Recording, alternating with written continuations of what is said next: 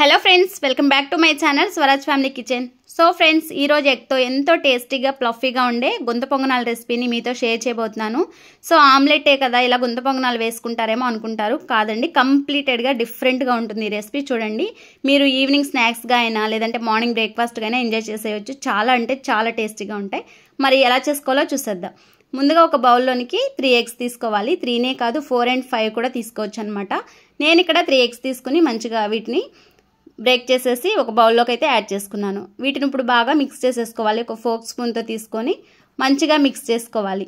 Next process ఏంటో చూసేద్దాం. So ఇందులోకి మనం మిక్స్ చేయడం కోసం ఇట్లా స్టవ్ ఆన్ చేసుకుని ఒక ప్యాన్ పెట్టుకొని ఇందులోకి 1 tablespoon ఆయిల్ వేసుకోవాలి. ఆయిల్ కొంచెం హీట్ అయ్యాక ఇందులోకి మనం సన్నగా చాప్ చేసుకున్న ఒక పచ్చిమిర్చి, ఒక ఆనియన్, ఒక టమోటా, ఒక క్యారెట్ గ్రేట్ చేసి తీసుకోవాలి. 1 by 1 వీటన్నిటిని కూడా ఈ ఆయిల్లోకి వేసేసుకోవాలి. చాలా వీలైనంత వరకు చాలా చిన్నగా కట్ చేసుకోండి. ఈ వెజిటేబుల్స్ అన్నీ కూడా మొత్తం ఈ విధంగా వేసుకొని ఈ ఆయిల్లో వీటన్నిటిని కూడా ఒకసారి ఫ్రై చేయాలి. కొంచెం ఆనియన్స్ ట్రాన్స్పరెంట్ కలర్ వచ్చేంత వరకు కూడా ఫ్రై చేసుకున్నాక ఇందులోకి ఒక 1/2 tablespoon పసుపు, అలాగే టేస్ట్కి తగ్గట్టుగా సాల్ట్ కూడా వేసేసుకొని ఒకసారి ఈ వెజిటేబుల్స్ అన్నీ కూడా మంచిగా మగ్గేంత వరకు కూడా మనం ఈ ఆయిల్లో బాగా ఫ్రై చేసుకోవాలి. చాలా చాలా డిఫరెంట్ టేస్ట్తో ఉంటాయి. ఒక్కసారి మీరు ట్రై చేయండి.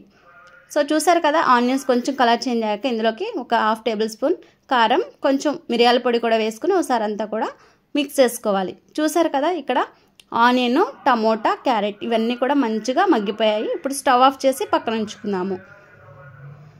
ఇప్పుడు ఆల్రెడీ ముందుగా మనం ఎగ్స్ బీట్ చేసుకున్నాం కదా, ఇందులోకి మనం ప్రిపేర్ చేసిన ఇదంతా కూడా వేసేసుకుని మరొకసారి బాగా వీటన్నిటి కలిసేటట్లుగా కలుపుకోవాలి. ఉప్పు, కారం, పసుపు అన్నీ కూడా పర్ఫెక్ట్గా మనకి సరిపోతాయి. ఒకవేళ సరిపోలేదు అని మీకు డౌట్ అనిపిస్తే కొంచెం యాడ్ చేసుకోండి. నాకైతే చక్కగా పర్ఫెక్ట్గా సరిపోయాయి. ఇప్పుడు ఇది పక్కన ఉంచుకొని ఇప్పుడు స్టవ్ ఆన్ చేసి గుంత పొంగనాల ప్యాన్ అయితే ఇలా ఉంటుంది, దీన్ని పెట్టుకోవాలి. ఇది లైట్గా హీట్ అవ్వాలండి. కొంచెం కొంచెం ఆయిల్ వేసుకోవాలి. స్టవ్ మీడియం ఫ్లేమ్లో పెట్టుకోండి. కొంచెం ఆయిల్ హీట్ అయ్యాక ఒక్కసారి ఈ ఎగ్ మిక్స్ కూడా అంతా చక్కగా ఇలా కలుపుకొని 1 by 1 ఈ గుంత పొంగనాల ప్యాన్లో వేసుకోవాలి. ఫుల్గా వేయకుండా హాఫ్ అంతా వేసుకోవాలి, ఎందుకంటే ఎగ్ కొంచెం పైకి ప్లఫీగా పొంగుతుంది కనుక ఒక హాఫ్ ఆఫ్ ద పార్ట్ వేసుకుంటే కొంచెం ప్లేస్ వదిలి వేసుకోండి. వేసుకునే ముందు స్టవ్ మీడియం ఫ్లేమ్లో పెట్టుకోండి. హై ఫ్లేమ్లో అస్సలు పెట్టొద్దు, ఎందుకంటే మాడిపోయే ఛాన్సెస్ ఉంటుంది. సో ఇలా అన్నీ కూడా ఫిల్ చేసేసుకొని చక్కగా మూత పెట్టుకుని మినిమం ఒక 5 నిమిషాలైనా కవర్ చేసి మూత తీయకుండా అలాగే ఉంచండి. మంచిగా లోపల వరకు ఉడికిపోతాయి.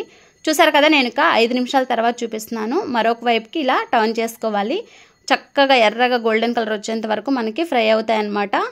సో 1 by 1 ఇలా బ్యాక్ సైడ్కి కూడా టర్న్ చేసేసుకొని వెనక వైపు కూడా ఒక 5 నిమిషాలు మరొక్కసారి మూత పెట్టుకుని ఉంచుకున్నట్లయితే వెనక వైపు కూడా ఈవెన్గా మనకి చక్కగా ఉడికిపోతాయి లోపల వరకు. ప్లఫీగా, టేస్టీగా, డిఫరెంట్ టేస్ట్లో చాలా బాగుంటాయి.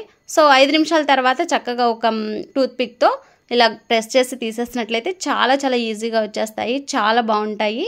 సో చూసారు కదా, చూస్తుంటేనే ఎంత బాగున్నాయో, టేస్ట్ కూడా డిఫరెంట్గా చాలా బాగుంటుంది.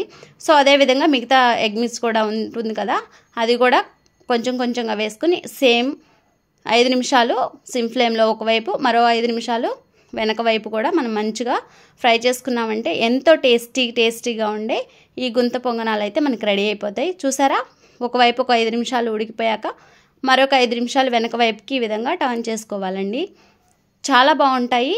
సో ఈ గుంత పొంగనాల ప్యాన్ వచ్చేసి నేను మీషోలో ఆర్డర్ చేసుకున్నాను, కావాలంటే మీరు కూడా చెక్ చేయండి. చాలా బాగుంటాయి ప్లఫీగా. చూసారు కదా ఎంత ప్లఫీగా ఉన్నాయో, తీస్తుంటేనే చాలా చాలా సింపుల్ ప్రాసెస్ అంతా కూడా. టేస్ట్ కూడా చాలా బాగుంటుంది. ఈవినింగ్ టైం స్నాక్స్గా ఎంజాయ్ చేయొచ్చు. మార్నింగ్ బ్రేక్ఫాస్ట్ అప్పుడు ఏం చేయాలని హడావిడి పడకుండా 3 ఎగ్స్తో ఆనియన్, టమోటా, పచ్చిమిర్చి వీటితో చాలా ఈజీగా చేసుకోవచ్చు అనమాట. సో దీన్ని మనం టమాటో కెచప్తో కానీ విడిగా తిన్నా కానీ చాలా బాగుంటాయి. అండ్ సైడ్ డిష్గా పప్పుచారులు, సాంబార్లోకైనా సూపర్ ఉంటుంది. సో తప్పకుండా మీరు కూడా ట్రై చేసేయండి ఈ రెసిపీని. మరి ఈ రెసిపీ మీరు ట్రై చేశాక మీకు ఎలా వచ్చిందో తప్పకుండా నా కామెంట్ సెక్షన్లో కామెంట్ చేయడం అస్సలు మర్చిపోవద్దు. అలాగే ప్లీజ్ వీడియోని లైక్ చేయండి, షేర్ చేయండి, సబ్స్క్రైబ్ చేయడం అస్సలు మర్చిపోవద్దు. సో మరొక మంచి రెసిపీతో మళ్ళీ కలుద్దాం. అంతవరకు మీరు ట్రై చేసి నాకు కామెంట్ సెక్షన్లో షేర్ చేయడం మర్చిపోకండి. చూసారా, మంచిగా లోపల వరకు కుక్ అయిపోయాయి. Thank you for watching. Bye friends.